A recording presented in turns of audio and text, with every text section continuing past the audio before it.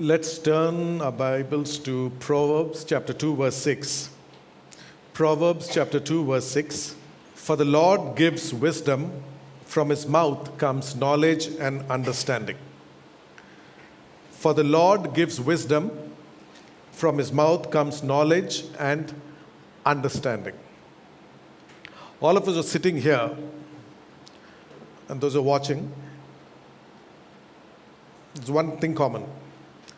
We know we don't have it all together.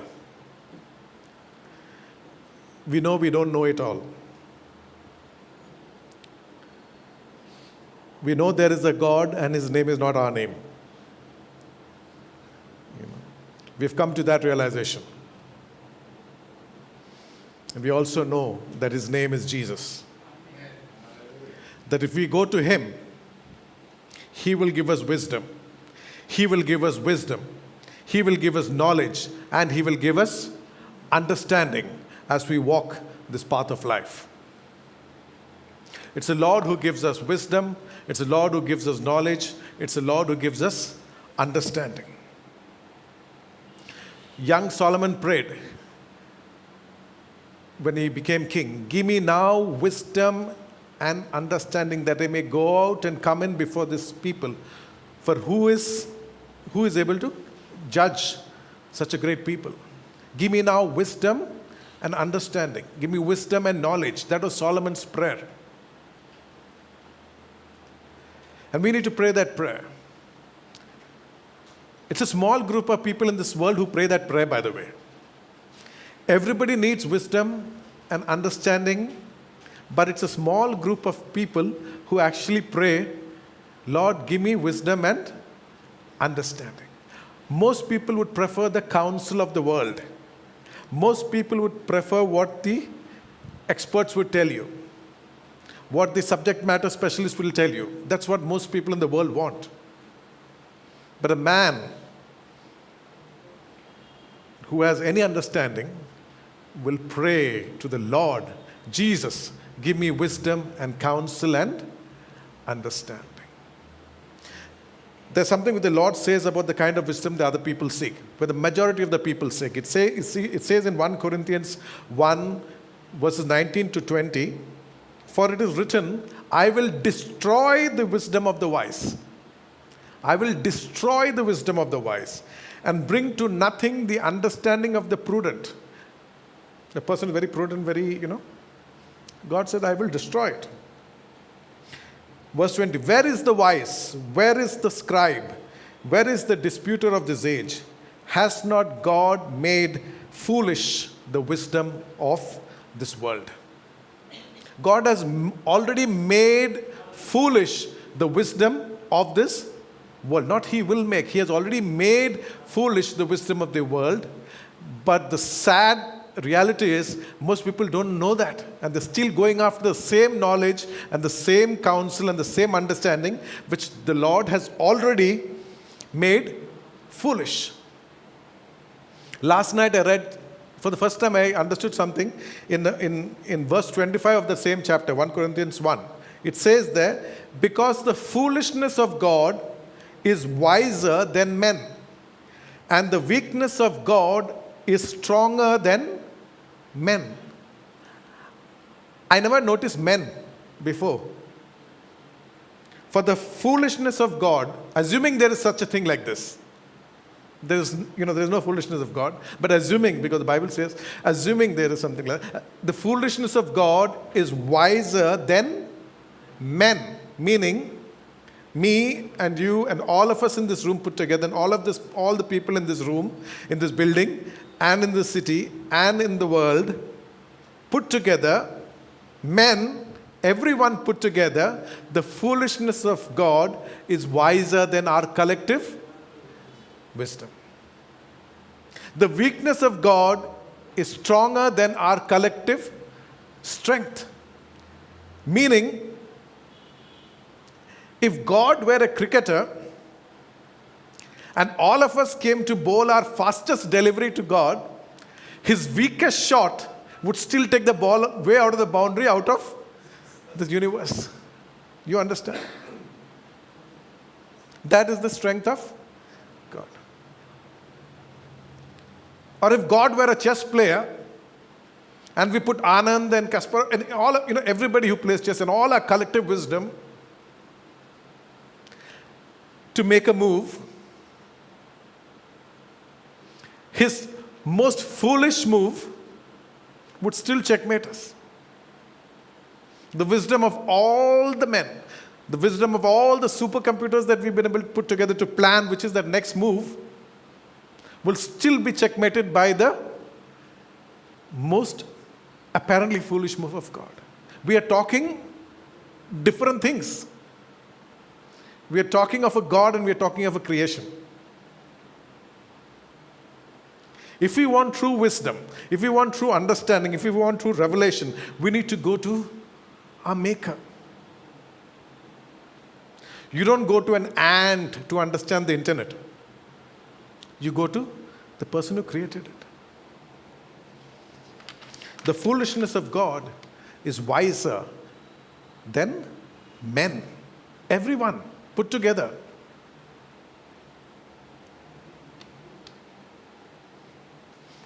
If James 1:5 says, if any of you lack wisdom, let him ask of God, who gives to all liberally and without reproach, and it will be given to him. You ask him, he will not say, why did you come to me? He will not scold you for coming to him for wisdom. Without reproach, you can go to him boldly. Lord, I need wisdom. Come to him.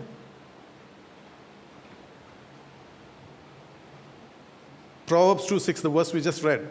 For the Lord gives wisdom, from his mouth comes knowledge and understanding. This word gives wisdom for all kind of situations. You are invited for a wedding, it will tell you where to sit. Very practical. It's not the front, go at the back. It tells you where to sit. It tells you what kind of spouse to choose. It will tell you very clearly, for Adam it is not Steve, it is Eve. Don't make any wrong choices. It'll tell you once you're married how to be a good husband, how to be a good wife. It'll tell you how to be a good student, how to be a good son or a daughter.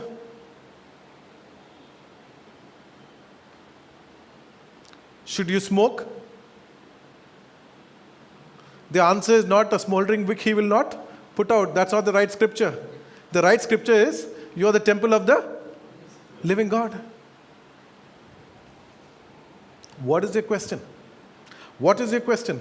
The Bible has the answer for you. Are you in despair? Are you in pain? Are you conflicted? You don't know which way to turn. You have a decision to make. Are you sick? Do you need counsel? Are you lonely? Do you have to lead some people? You have a task to finish. There is wisdom in the Word of God. Are you lonely? There is wisdom in the Word of God.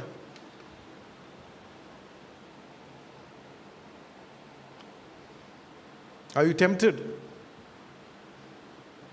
There is wisdom in the Word of God. It says in James 4:7, therefore submit to God. Resist the devil and he will flee from you. Sometimes people do it the other way around. They will submit to the devil, resist God. That's not the order. Submit to God and resist the devil. That's how you deal with temptation.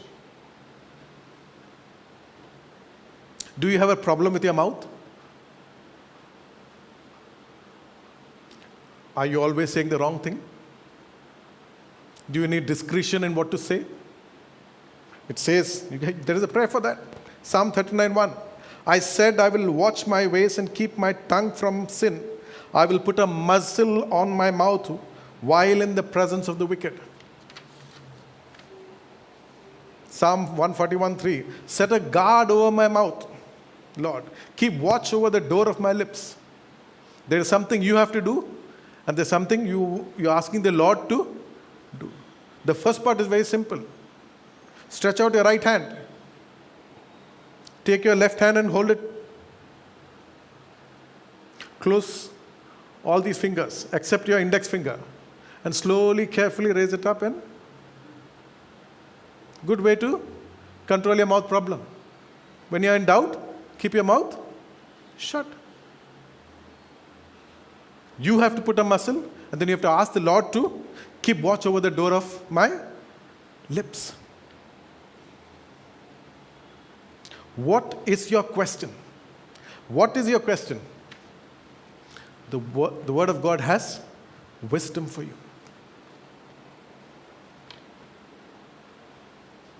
It has answered the questions of people for ages and ages. Nobody has turned to the Bible and been stumped. I still don't know. No one has said that yet. The only problem is they haven't searched. Look to the Bible. It'll give you wisdom, it'll give you understanding. Should you save for your grandchildren? The Bible says yes. A wise man will leave an inheritance for his children's children. Doesn't mean leave a lot of money. It could be 100 rupees, but leave an inheritance for your grandchildren.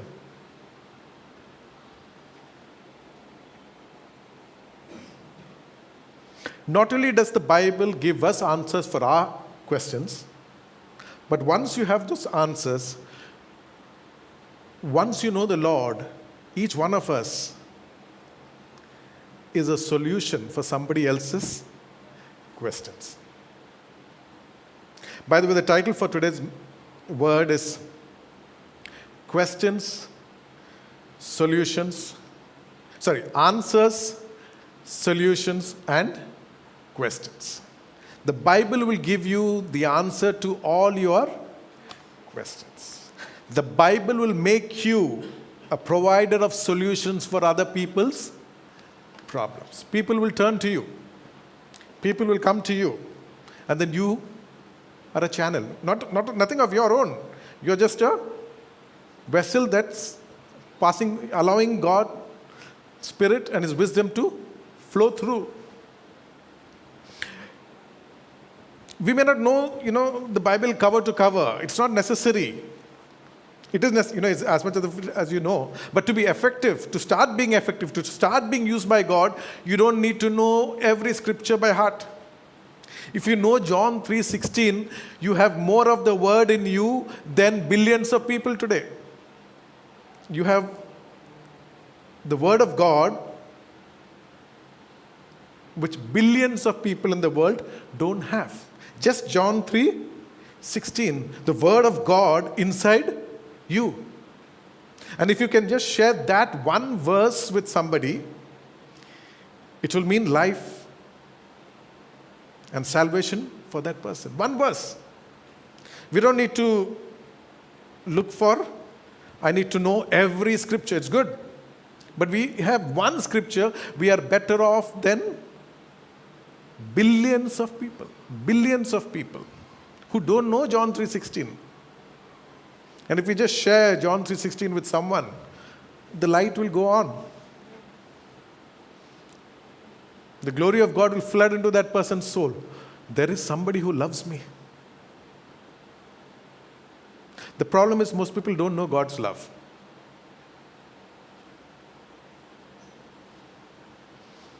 I like what Pastor Thomas said long time back in church. He said, for God so loved the world that He gave His only begotten Son. Instead of the world, above that write your name. Write your friend's name and tell him.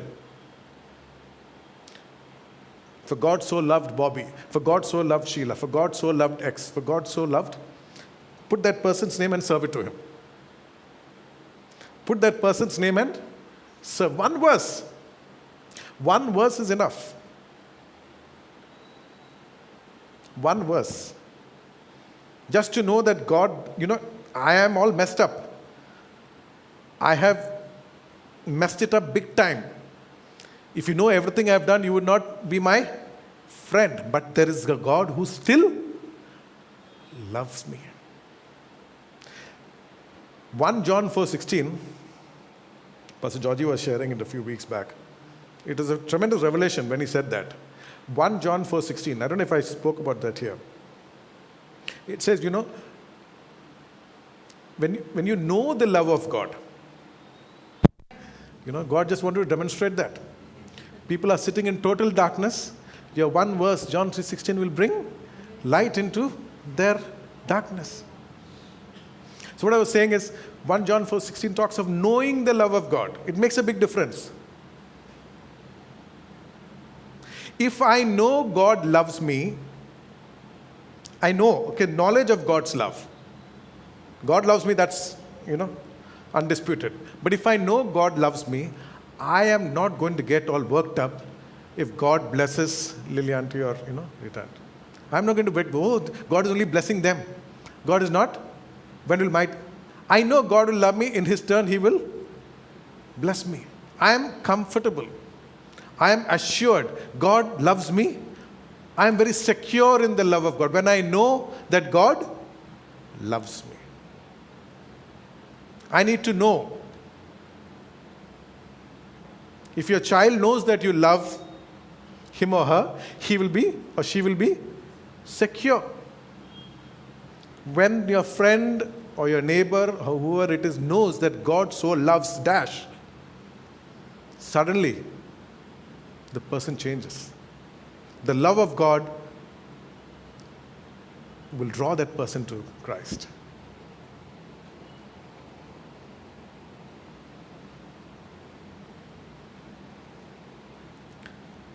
Psalm 12:6, the words of the Lord are pure words, like silver tried in a furnace of earth, purified 7 times. What is this furnace of earth? The furnace of earth was Paul and Peter and John and Matthew and Mark and Luke and Isaiah and Moses and Jeremiah. All the people made of clay, normal people, furnace of earth. Into him, the fire of the Holy Spirit came, purified the words that God gave them from human embellishments, from human corruption, purified the word, and it came to us like this. God used furnace of earth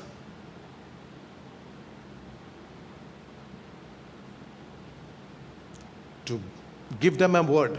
And then His Holy Spirit just purified. The fire of the Holy Spirit purified that word 7 times to make sure that Paul did not come into the word, that Peter did not come into the word, that John and Matthew and Luke did not come into the word.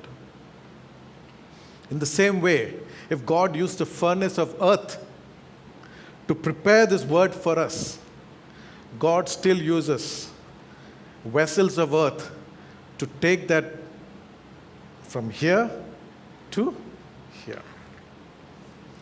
If I can share, for God so loved Bobby, if God so loved X, God so loved my other friend's name, a vessel of earth, a vessel of clay, the same fire of God will breathe through that word. The same fire of God will anoint the message, anoint the silver, and purify it. It's already purified, but it will make it alive in that person. The fire of God will blow into that person and give him a revelation knowledge of who God is and how much God loves this person. It doesn't matter what he is,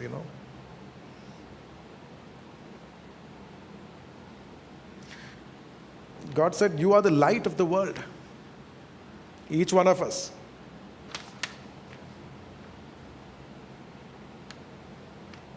It says there in Philippians 2:15 that you may become blameless and harmless, children of God without fault in the midst of a crooked and perverse generation.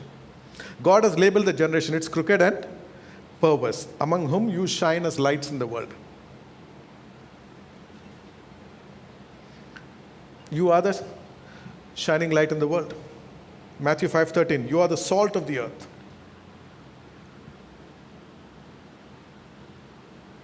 We don't have to pray like, anybody else. But if you go to a house and somebody has a prayer and you say a 2-line prayer, God will work. For sure. For sure there will be healing in that place. For sure there will be deliverance in that place. For sure the glory of God will come there. Because your feet are anointed. The anointing of God is on you.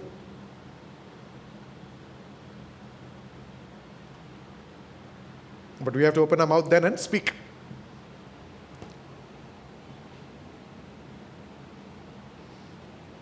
On the last and great day of the feast, Jesus stood and cried out in a loud voice, "If any man thirst, let him come to me and drink.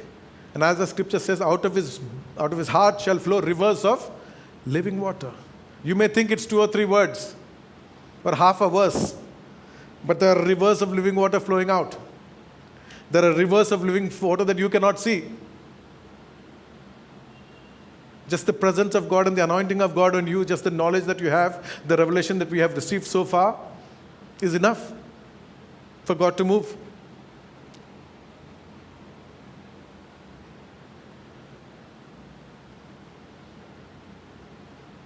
The Bible is not just a book of answers for us. The Bible makes us walking solutions to other people's problems.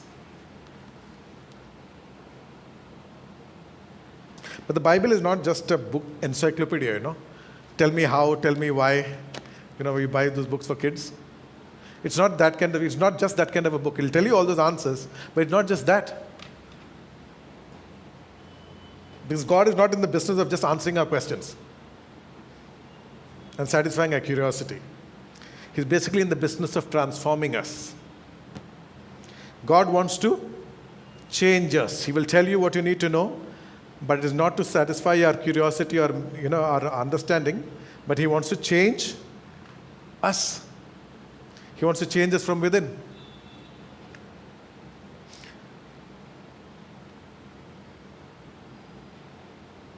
Hebrews 4:12, "For the word of God is living and powerful and sharper than any two-edged sword, piercing even to the division of soul and spirit and joint and marrow, and is a discerner of the thoughts and intents of the heart." One of the ways the word of God works is questions. The Bible is not really a book of answers and solutions, it is a book of questions. There are a lot of questions in the Bible that the Bible asks you and me. There are a lot of questions that the Bible asks you and me. It doesn't give you answers alone, it also asks you questions. I was reading the book of Peter, and there was a question there which shocked me. You should get shocked too. If the righteous one is scarcely saved, if the righteous one is scarcely saved, where will the ungodly and the sinner appear? If the righteous one is scarcely, meaning barely saved, where will the ungodly and the sinner appear?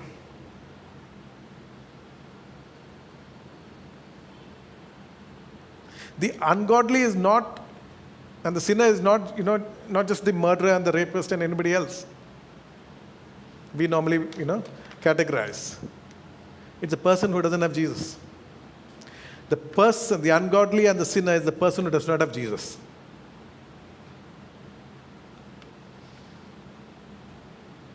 You may be a rapist and not have Jesus, or you may not be a rapist and still not have Jesus. In either case, you are categorized as ungodly and sinner.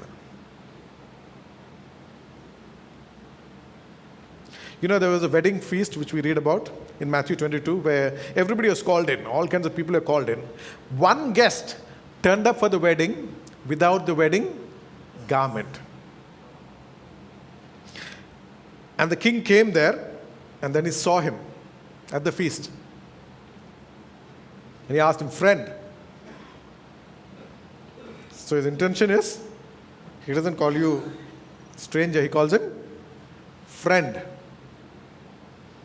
A friend of the king. "How did you come in here without a wedding garment?" And he was speechless. It says he was in front of the king. You are speechless. When the king asks you that question, either you have the garment or you don't have the garment. And he's speechless. His tongue was stuck to the top of his mouth. Then the king said to the servants, bind him hand and foot. Look at it. Huh? Bind him hand and foot.